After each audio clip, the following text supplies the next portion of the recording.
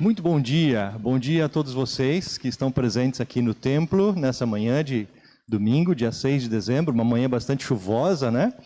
Que eu posso imaginar, dá uma boa vontade de permanecer em casa. Por falar em casa, seja bem-vindo você que está conectado com a gente nesse momento de culto. É bom e importante para a gente ter você conosco acompanhando a gente nesse culto. Sejam todos muito bem-vindos. A palavra bíblica que nos saúda, nos convida para reflexão e para adoração nessa manhã, vem do Salmo de número 119, que diz o seguinte: a tua palavra é lâmpada que ilumina os meus passos e luz que clareia o meu caminho. A tua palavra é lâmpada que ilumina os meus passos e luz que clareia o meu caminho. Com essas palavras eu quero saudar vocês todos, especialmente aos visitantes que estão conosco hoje. Nós temos visitantes e é uma honra, um prazer ter vocês conosco. Obrigado pelo seu prestígio. Obrigado a você também que se conecta com a gente nesse culto pela primeira, segunda, terceira vez, sendo alguém que talvez não mora em Florianópolis, mas tem nos acompanhado há algum tempo, ou talvez pela primeira, segunda ou terceira vez. Eu quero lembrar vocês que esse nosso momento de culto é um momento especial, é um momento divino. Nós nos reunimos aqui em nome de Deus, o Pai, o Filho e o Espírito Santo. E é a Ele que nós queremos glorificar, ouvir e louvar nessa manhã. Por isso eu convido você a um momento de oração. Assentados como estão, curvamos nossas cabeças, fechamos os nossos olhos e elevamos ao Senhor o nosso coração. Deus e maravilhoso Pai, Tu renovas a nossa vida, a Tua palavra nos consola e ilumina o nosso caminhar. Te agradecemos, ó Deus, pelo privilégio de termos este momento de vida, é um presente Teu, e este mesmo momento de vida que agora temos, dedicamos a Ti, pois Tu és o doador de toda boa dádiva, de toda bem-aventurança, felicidade e alegria que experimentamos e experimentaremos na vida. A Ti, ó doador maravilhoso, nós rendemos graças e louvor. Obrigado por cada pessoa que está conosco nessa manhã. E concede que nesse lugar e em cada lar esteja a presença do Teu Espírito Santo, que nos dá alegria, que nos dá gratidão, que nos dá paz, que nos dá esperança e nutre e aumenta em nós a fé e o amor. Em nome de Jesus, assim oramos e agradecemos. Amém. Eu não sei se você sabe, mas hoje nós temos o dia da Bíblia. E nós queremos falar um pouco sobre isso. Mas antes, vamos cantar um hino. O hino que vai ser projetado aqui na frente. Nas estrelas vejo a sua mão.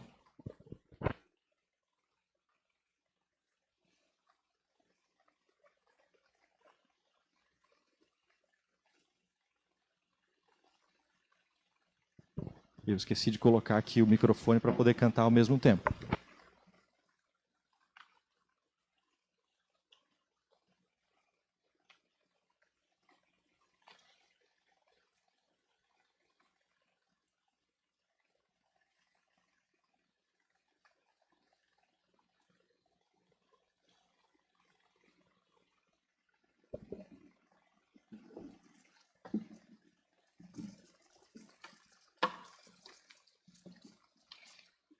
Na parte final dessa música vai ter uma parte que a gente canta meio que em parceria. Eu vou cantar Lá, Lá, Lá, Iá, e vocês vão cantar, como é que é?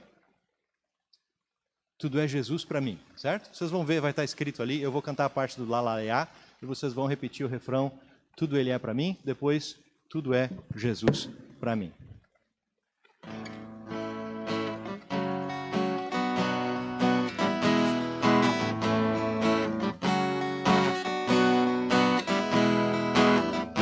Nas estrelas vejo a sua mão, e no vento ouço a sua voz. Deus domina sobre terra e mar, o que Ele é pra mim. Eu sei o sentido do Natal, pois na história tem o seu lugar. Cristo veio para nos salvar, o que Ele é para mim. Até que um dia o seu amor senti, sua imensa graça recebi. Descobri então que Deus não vive longe lá no céu, sem se importar comigo, mas agora ao meu lado está. Cada dia sinto o seu cuidar, ajudando-me a caminhar. Tudo é luz pra mim. Lá, lá, lá, lá, lá, lá, lá, lá, lá, lá. Vamos cantar de novo? Lá do começo? Nas estrelas vejo a sua mão, e no vento ouço a sua voz. Deus domina sobre terra e mar, o que Ele é pra mim. Eu sei o sentido do Natal, pois na história tem o seu lugar. Cristo veio para nos salvar, mas o que Ele é pra mim. Até que um dia o seu amor senti, sua imensa graça recebi.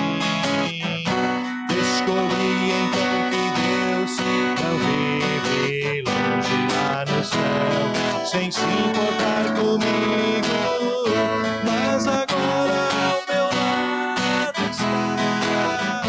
Cada dia sinto o seu cuidar, ajudando-me a caminhar. Tudo é Jesus pra mim. Lá, lá, lá, lá, lá, lá.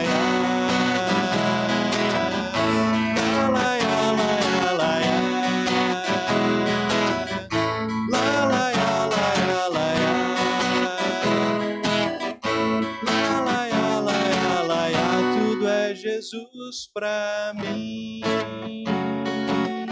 tudo é Jesus pra mim. Muito bem, obrigado pela parceria. Nós queremos chamar as crianças que estão presentes hoje.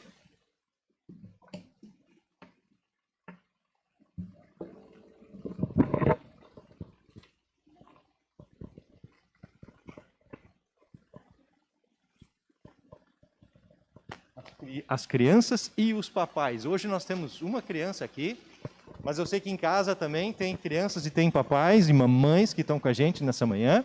Que bom que vocês estão aqui. Só me diz o teu nome.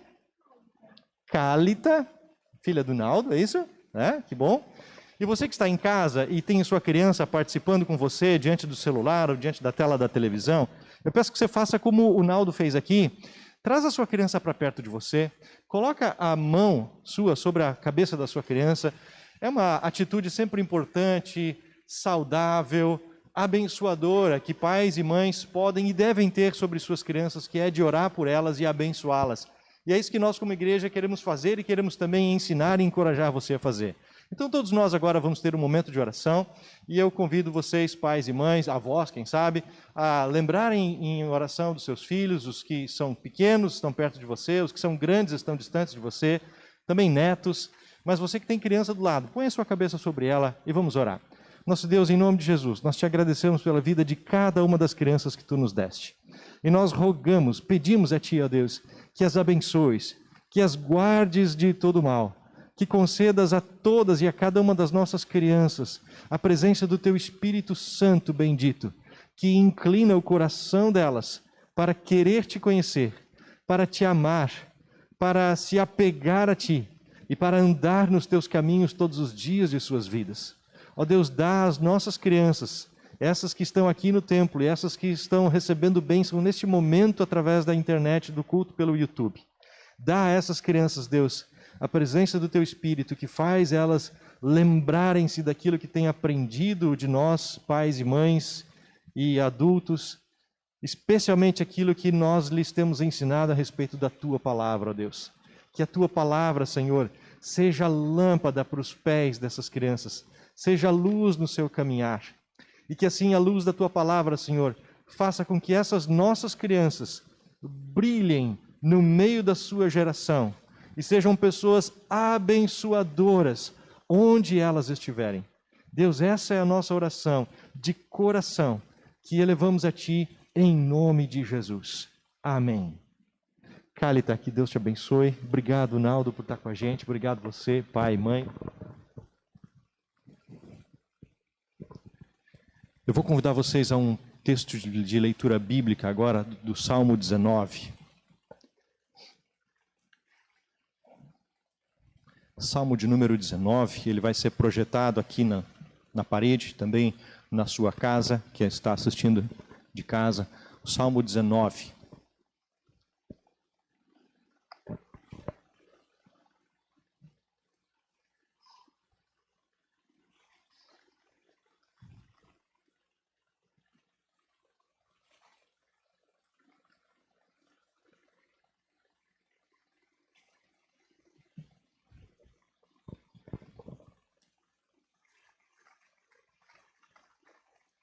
Em toda a preparação que eu tinha para o culto hoje, eu tinha na minha cabeça muito claramente que hoje, primeiro domingo de dezembro, é o dia da Bíblia. Me dá uma curta e rápida insegurança agora de que talvez eu tivesse enganado, não sendo esse primeiro domingo de dezembro, o dia da Bíblia, mas talvez o segundo. Mesmo assim, eu quero trazer a você a lembrança desse dia da Bíblia. E é interessante a gente perceber, o dia da Bíblia começou a ser celebrado, de fato, no segundo domingo, em 1549, segundo domingo de dezembro de 1549. Quanto tempo atrás, hein? Isso aconteceu lá na Grã-Bretanha, quando o rei Eduardo VI incluiu no livro de orações na igreja um livro de orações. E o dia da Bíblia é especialmente comemorado. É um dia em que a população intercede em favor da leitura bíblica. Nós queremos falar sobre isso nessa manhã. No Brasil, essa data, Dia da Bíblia, começou a ser comemorada em 1850. Dá para imaginar? Quanto tempo? Quando chegaram da Europa e dos Estados Unidos os primeiros missionários evangélicos. E foi a partir disso que foi fundada no Brasil a Sociedade Bíblica do Brasil, que é a instituição que imprime e se propõe a traduzir Bíblias e colocá-las na mão da gente aqui no Brasil.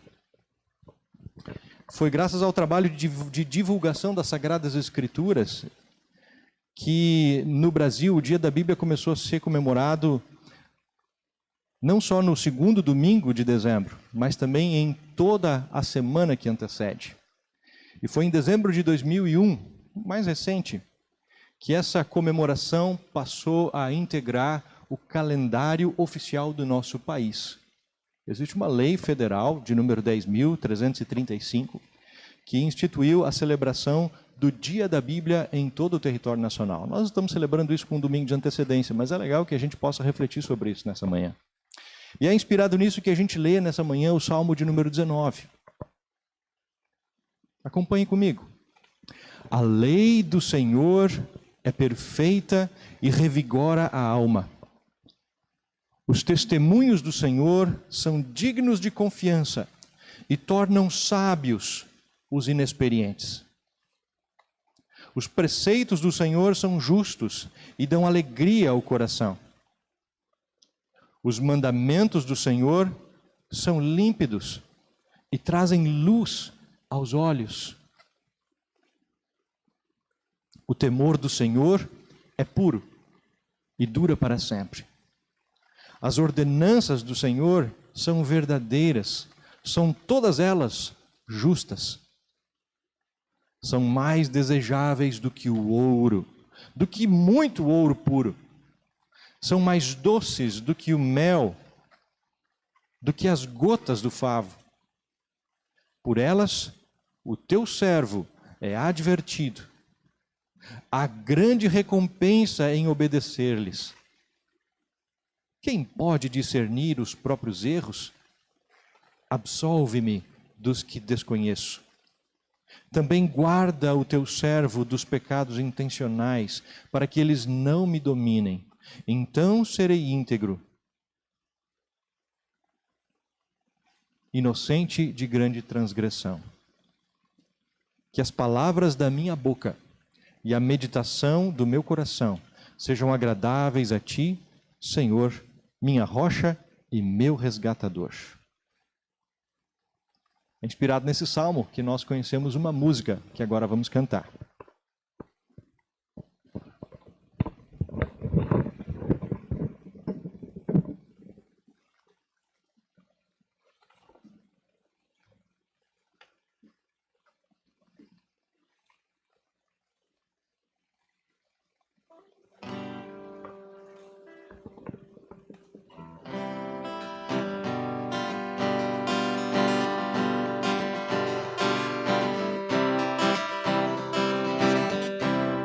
A lei do Senhor é perfeita e restaura a alma. O testemunho do Senhor é fiel e dá sabedoria aos simples. São mais desejáveis do que ouro depurado. São mais doces do que o mel e o destilar dos favos. Os preceitos do Senhor são retos e alegram o coração. O mandamento do Senhor é puro, ilumina os olhos. São mais desejáveis do que ouro depurado. São mais doces do que o mel e o destilar dos favos. O temor do Senhor é límpido e permanece para sempre. Os juízos do Senhor são verdadeiros e todos igualmente justos. São mais desejáveis do que ouro depurado. São mais doces do que o mel e o destilar dos favos. Que as palavras dos meus lábios e o meditar do meu coração sejam agradáveis na sua presença, ó Senhor. Ó Senhor, ó Senhor, ó Senhor, ó Senhor. Que as palavras dos meus lábios e o meditar do meu coração sejam agradáveis na tua presença, ó Senhor. Assim como estamos, vamos orar.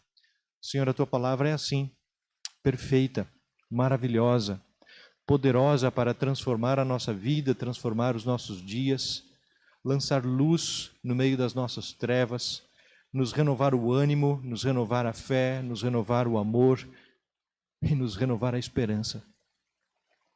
Ó Deus, se não fosse a tua palavra, onde nós estaríamos? Obrigado por ela, Deus.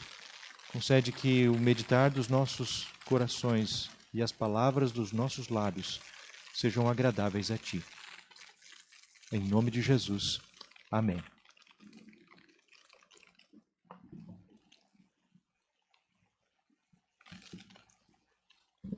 E nós vamos a mais uma leitura, e para essa leitura eu gostaria de convidar ou encorajar alguém para vir até a frente para fazer a leitura. Tem um microfone especial aqui colocado, pronto para isso. É do Evangelho de Lucas, o capítulo 2, os versos 8 até 20. Se tiver uma pessoa, homem ou mulher, jovem ou adulto, que queira participar do culto através da leitura bíblica, a gente se alegra. Tem alguém? Lucas capítulo 2, versos 8 a 20. Juarez, por favor.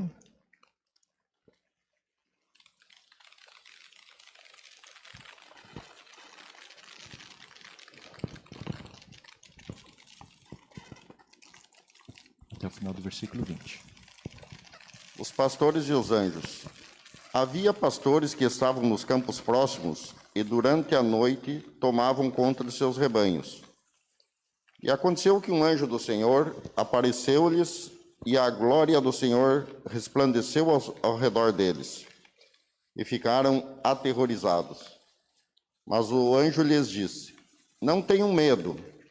Estou lhes trazendo boas novas de grande alegria, que são para todo o povo. Hoje, na cidade de Davi, lhes nasceu o Salvador, que é Cristo o Senhor. Isto lhes servirá de sinal. Encontrarão o bebê envolto em panos e deitado numa manjedoura. De repente, uma grande multidão do exército celestial apareceu com o anjo, louvando a Deus e dizendo: glória a Deus nas alturas e paz na terra aos homens aos quais ele concede o seu favor. Quando os anjos o deixaram e foram para os céus, os pastores disseram uns aos outros: vamos a Belém e vejamos isso que aconteceu e que o Senhor nos deu a conhecer. Então correram para lá e encontraram Maria e José e o bebê deitado na manjedoura. Depois de o verem, contaram a todos o que lhes fora dito a respeito daquele menino, e todos os que ouviram o que os pastores diziam ficaram admirados. Maria, porém, guardava todas essas coisas e sobre elas refletia em seu coração. Os pastores voltaram, glorificando e louvando a Deus, por tudo que tinham visto e ouvido, como lhes fora dito.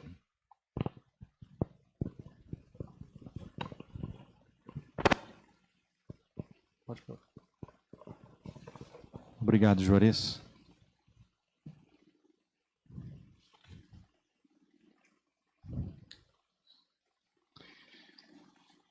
No Natal, quase todo ano,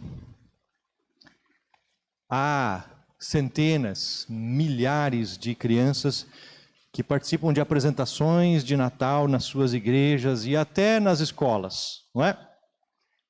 Esse ano é que está diferente. Ontem eu recebi foto da minha sobrinha, a Olivia. Ela foi visitar o Papai Noel e pela primeira vez ela tinha que ficar vendo o Papai Noel atrás dela, atrás de um vidro, porque ela não podia chegar perto do Papai Noel. E eu fiquei pensando, mas que Natal diferente esse que nós estamos vivendo em 2020. Bom, aqui também não é exceção. As crianças da nossa comunidade, pelo menos uma boa parte delas, está sendo desafiada a fazer parte das nossas encenações de Natal, de final de ano, de uma maneira diferente. Vocês ainda verão isso, mas está saindo de maneira diferente. Mas quem de nós aqui não lembra ou não participou de algum tipo de encenação de Natal na igreja ou na escola na sua história de criança? Ou de pai levando a sua criança? Nós estamos, de certa forma, até acostumados a anjos e pastores no nascimento de Jesus. Porque, anjo e pastor é geralmente um papel que mais sobra para a criança, é aquele mais fácil também que muitas querem.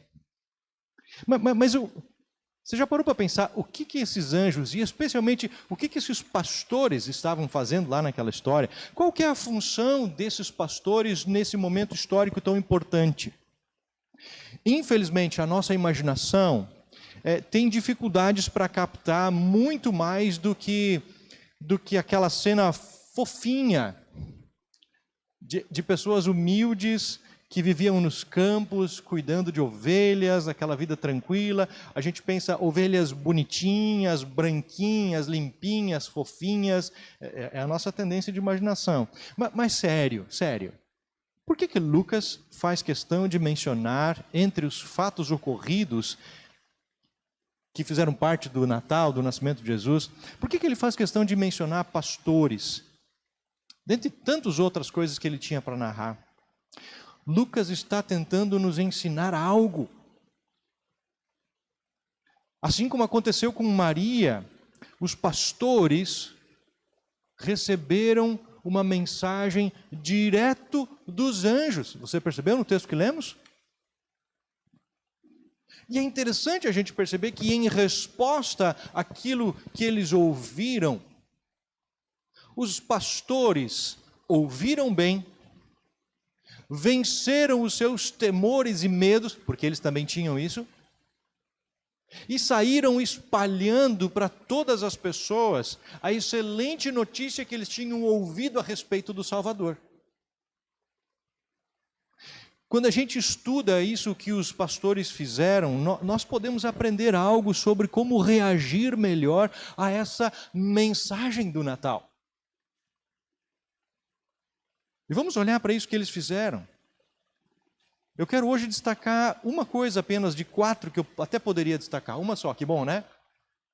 Eles ouviram bem. Eles ouviram bem.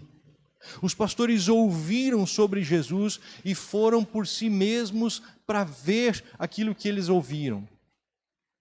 Então o texto nos diz, quando a gente lê ali Lucas 2, que esses pastores divulgaram, contaram a todos aquilo que eles viram e ouviram. Eles contaram o que ouviram dos anjos e acrescentaram aquilo que eles viram pessoalmente, a sua própria experiência pessoal. O resultado, segundo o texto bíblico que a gente lê, é interessante a gente perceber isso, o resultado foi que as pessoas que ouviram o testemunho dos pastores ficaram admiradas. Admiradas. Mas o texto não diz se essas pessoas que ouviram os pastores, o texto não diz se eles chegaram a crer, só diz que eles ficaram admirados. Mas não diz que eles creram. De certa forma, até dá para pensar que essa mensagem que teve um impacto maior nos pastores, não teve o mesmo impacto nas pessoas que ouviram os pastores. Pois pelo que diz o texto, os pastores voltaram glorificando, louvando a Deus por tudo que tinham visto e ouvido. As pessoas que ouviram os pastores apenas ficaram admiradas. Tem diferença? Lucas chama a atenção da gente, Lucas, o autor do Evangelho, chama a nossa atenção sobre a importância de ouvir bem. Ouvir bem é fundamental em matéria de fé. Porque a própria Bíblia diz, o apóstolo Paulo em Romanos 10 diz assim, a fé vem pelo ouvir a mensagem. A fé vem pelo ouvir a mensagem. E a mensagem é ouvida mediante a palavra de Cristo. Uma das experiências mais frequentes que a gente tem no casamento é falhar em ouvir o cônjuge, não é? Quem é casado aqui? É ou não é? Uma das experiências mais frequentes que a gente tem é falhar em ouvir o cônjuge. Adolescentes também têm esse negócio, falhar em ouvir os pais. É ou não é verdade, pais e mães? É. Muitos de vocês provavelmente já passaram por aquela experiência. Tipo assim, alguma coisa vem à sua lembrança e você não sabe bem, então você vai perguntar para o cônjuge para se certificar ou para se informar da resposta que você mais ou menos sabe, e aí você escuta uma coisa mais ou menos assim, mas eu já te falei sobre isso, tu não estava ouvindo?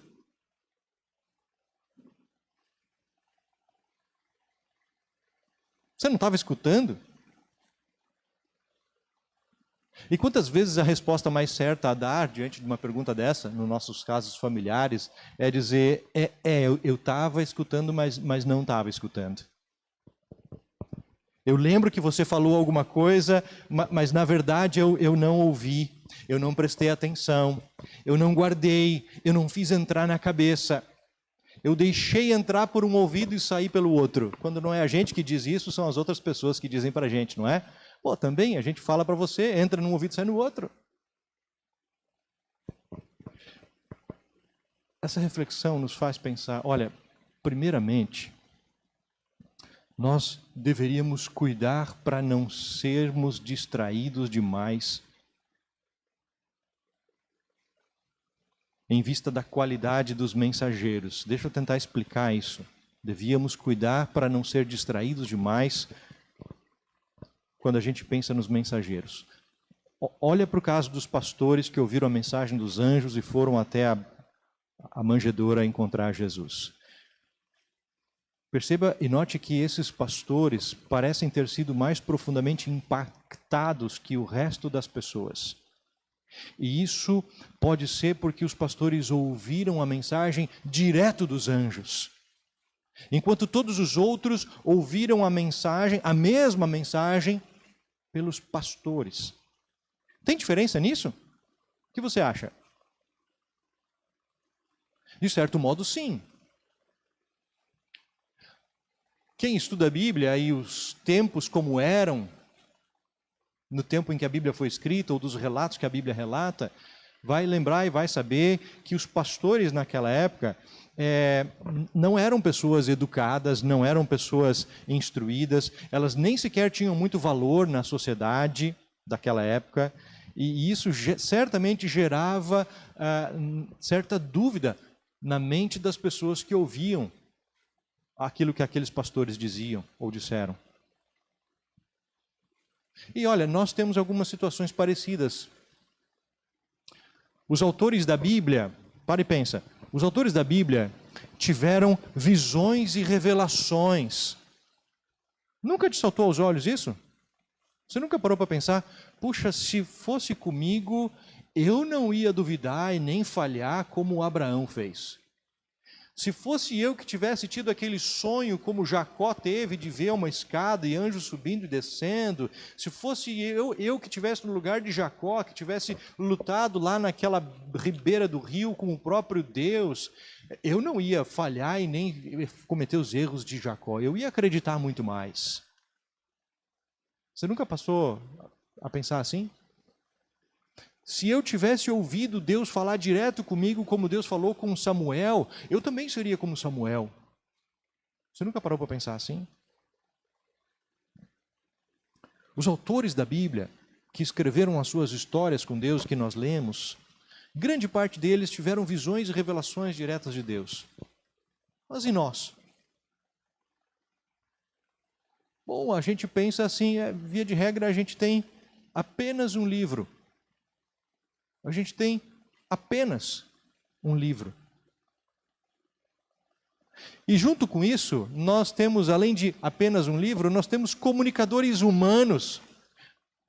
Não é Deus que fala com a gente, são pessoas humanas, que a gente até chega a conhecer os seus erros, as suas incoerências. E vamos falar a verdade, tem tanto pregador da palavra nesse mundo e nesse Brasil que dá escândalo, que é incoerente, que a gente muitas vezes, eu estou falando em termos gerais agora, a gente muitas vezes chega a pensar lá no fundo, olha, é uma caminhada, uma jornada meio perigosa essa da fé, porque tem tanto gaiato no meio desse negócio que talvez seja melhor eu ficar quieto na minha, talvez seja melhor eu acreditar só naquilo que eu quero acreditar, naquilo que eu acho seguro, e não me fiar muito no que eles dizem. E quando se trata de ouvir o que a Bíblia diz, a gente estaciona e trava num outro problema.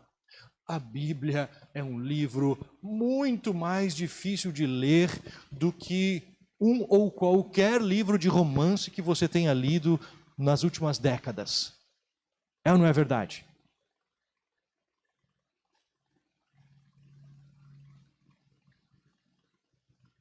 Para uma sociedade como a nossa, em que nós vivemos,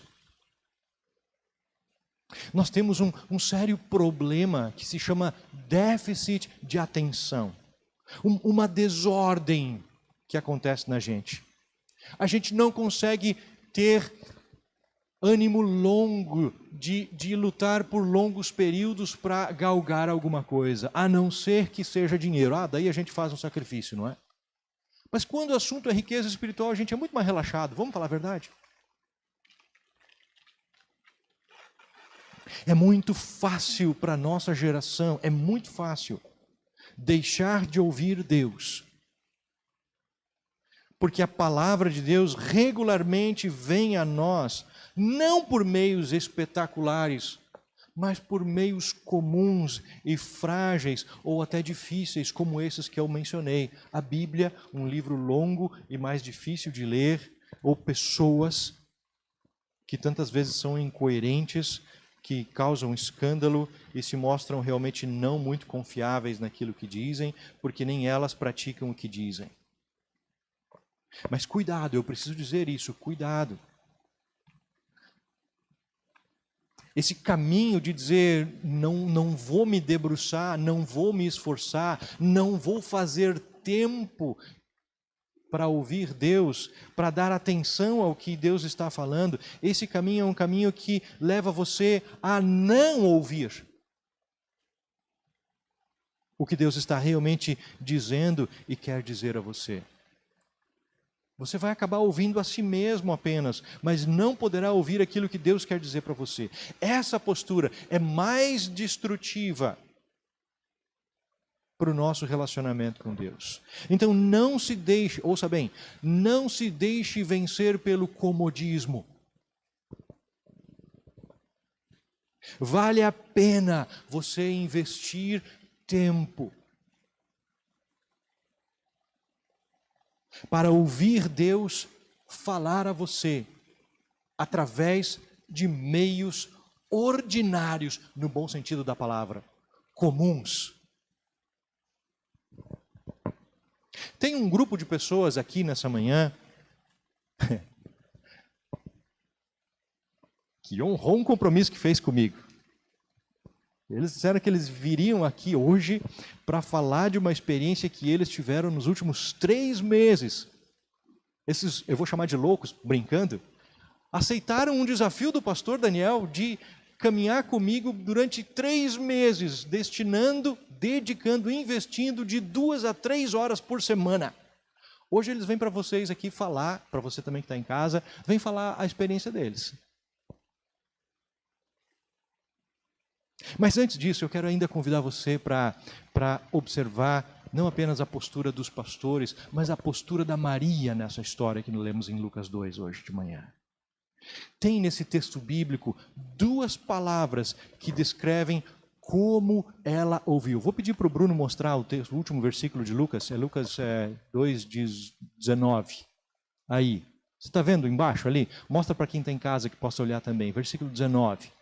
Maria, porém, guardava todas essas coisas e sobre elas refletia em seu coração. Maria, porém, guardava todas essas coisas e refletia sobre elas no coração. Uma outra tradução mais antiga de Bíblia diz assim que ela guardava essas coisas meditando sobre elas no coração.